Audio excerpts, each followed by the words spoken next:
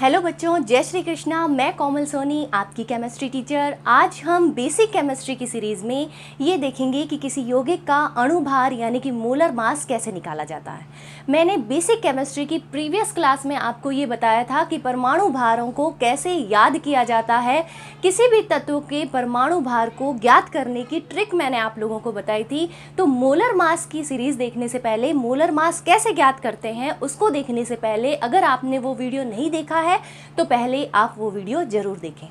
तो स्टार्ट करते हैं आज की क्लास। 12th क्लास में मोलर मास का ये यूज़ है कि कोई न्यूमेरिकल क्वेश्चन जब पूछा जाता है तो मोलर मास हमको ज्ञात करना होता है। और 9th में और 11th क्लास में डायरेक्ट उसी पर क्वेश्चन पूछा जाता है कि इस यौगिक का अणुभार आप कैसे ज्ञात करोगे। तो अणुभार ज्ञात करने के लिए आपको पहले परमाणु भार पता होने चाहिए, यानी कि एटॉमिक मास पता होने चाहिए।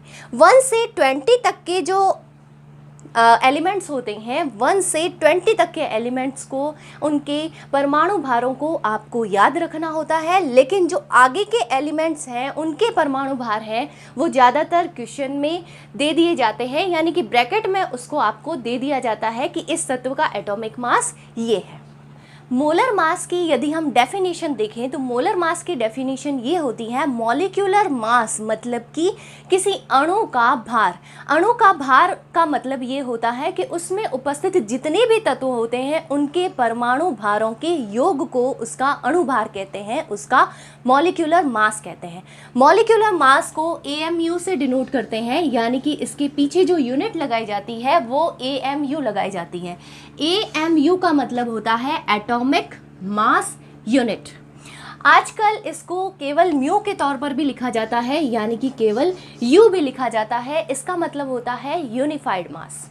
एटॉमिक मास जो यूनिट होती है, एटॉमिक मास यूनिट, इसका केजी में अगर हम वैल्यू देखें, यानी कि यदि किलोग्राम में वैल्यू देखें तो इसकी वैल्यू होती है 1.66 इंटू 10⁻⁻27 kg किलोग्राम।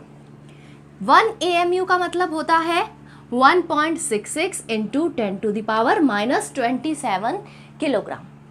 अब हम कुछ एग्जाम्पल्स देखते हैं। पहला एग्जाम्पल हम लेते हैं CH4 का। CH4 मतलब मैथेन। यहाँ पर आप देख सकते हैं दो तरह के तत्व हैं, एक है कार्बन और एक है हाइड्रोजन। यहाँ पर कार्बन जो है वो एक है, लेकिन हाइड्रोजन यहाँ पर 4 है। तो कार्बन एक है, इसका अगर हम परमाणु भार देखें तो कार्बन का परमाणु भार होता है 12। तो यहाँ पर हो जाएगा 12, क्योंकि ये एक ही तत्व है तो इंटू हम करेंगे 1। इसके बाद में आएगा प्लस, हाइड्रोजन यहाँ पर है 4 और इसका यदि हम परमाणु भार देखें तो यहाँ पर आता है 1, यानी कि इंटू 1। इसको अगर हम सॉल्व करते हैं तो यहाँ पर आता है 12 प्लस 4, यानी कि इसका अणुभार जो होता है CH4 का अणुभार होता है 16। ये इसका अणुभार आ गया है। अब हम देखते हैं NH3 का। सेकंड है NH3। यहाँ पर नाइट्रोजन 1 है और हाइड्रोजन 3 है। यहाँ पर नाइट्रोजन 1 है, नाइट्रोजन का परमाणु भार है 14 इंटू हम करेंगे 1, और हाइड्रोजन है 3 तो प्लस इसका परमाणु भार है हाइड्रोजन का 1 इंटू हम करेंगे 3, तो यहाँ पर आ जाएगा 14 प्लस 3 यानी कि 17। अब कुछ और तत्वों का हम अणुभार कैलकुलेट करने की कोशिश करते हैं। यहाँ पर NaCl का निकालते हैं और H2O का निकालते हैं। NaCl यानी कि सोडियम का परमाणु भार होता है 23। तो यहाँ पर सोडियम भी 1 है और क्लोरीन भी 1 है।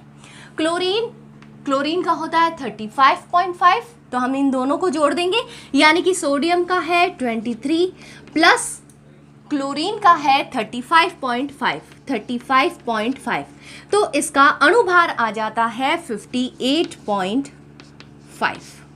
इसके पीछे जो यूनिट लगाते हैं वो होती है AMU, या फिर हम U भी लगा सकते हैं।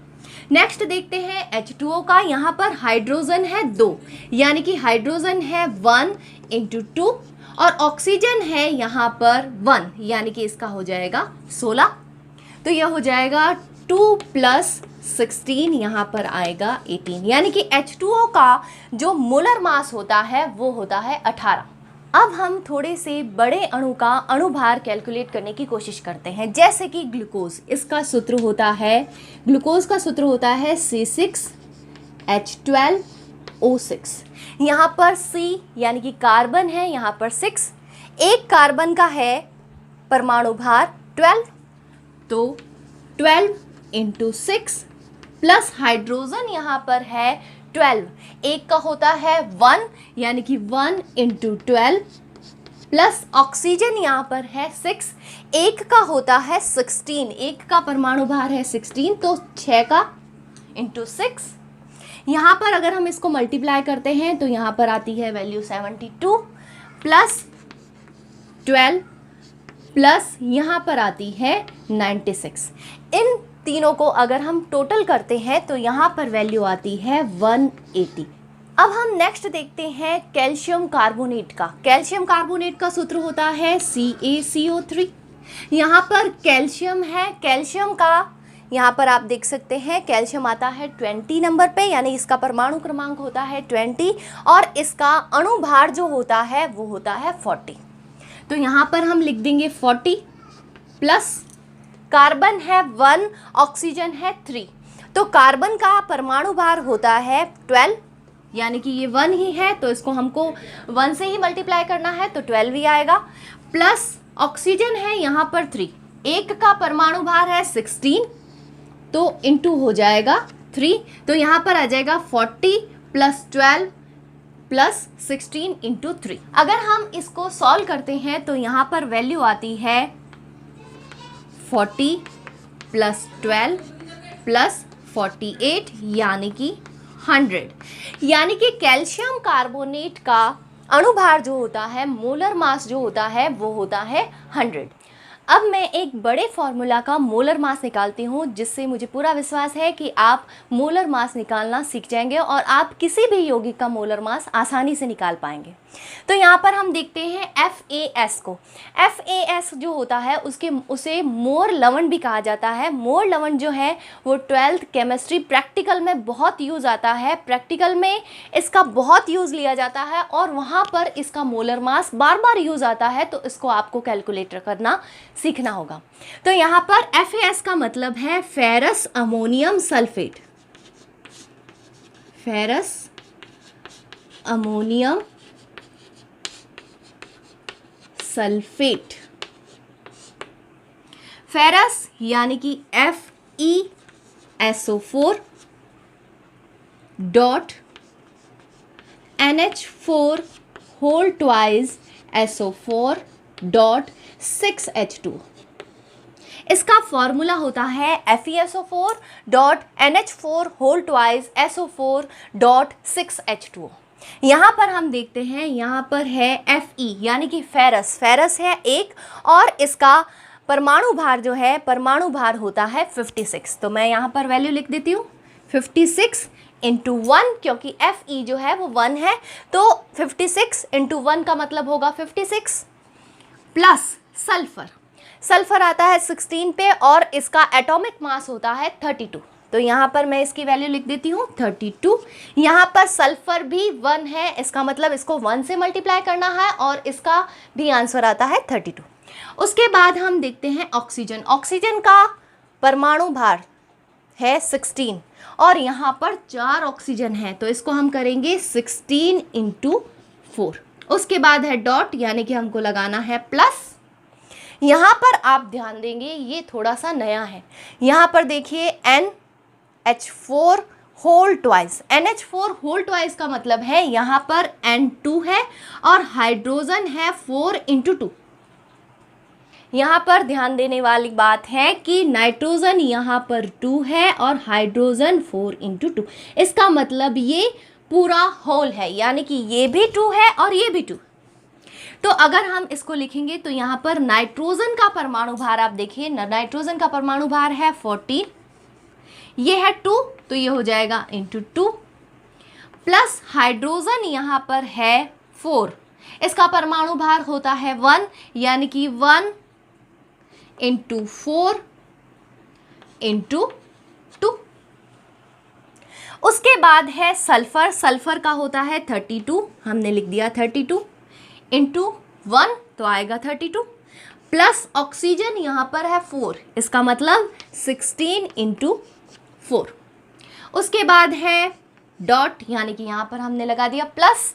उसके बाद है 6, यहाँ पर भी ध्यान देंगे, ये भी एक नई चीज़ है कि 6 और 2, इसका मतलब यहाँ पर हाइड्रोजन जो है वो 6 इंटू 2 है, यानी कि 12 है। और ऑक्सीजन यहाँ पर है 6, इसके आगे लिखा हुआ है, इसका मतलब पूरा H2O का जो अणु है वो 6 है। यहाँ पर H2 यानी कि 6 इंटू 2, हाइड्रोजन यहाँ पर 12 है और ऑक्सीजन यहाँ पर 6 है। तो यहाँ पर हम देखेंगे हाइड्रोजन 12 है, यानी कि 12 इंटू 1, क्योंकि हाइड्रोजन का परमाणु भार होता है 1।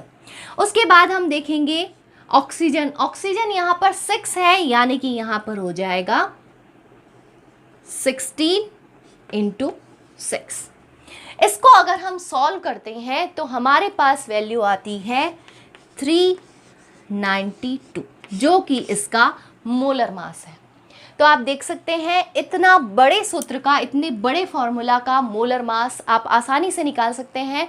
और मोलर मास हमारे बहुत सारे न्यूमेरिकल क्वेश्चन में बहुत बार पूछा जाता है, इसलिए इसको समझना बहुत ज़रूरी है। आपको मेरी ये क्लास कैसी लगी कमेंट बॉक्स में ज़रूर बताइए। और अभी तक आपने मेरे चैनल को सब्सक्राइब नहीं किया है तो मेरे चैनल को सब्सक्राइब कीजिए और लाइक एंड शेयर ज़रूर कीजिए। Thank you.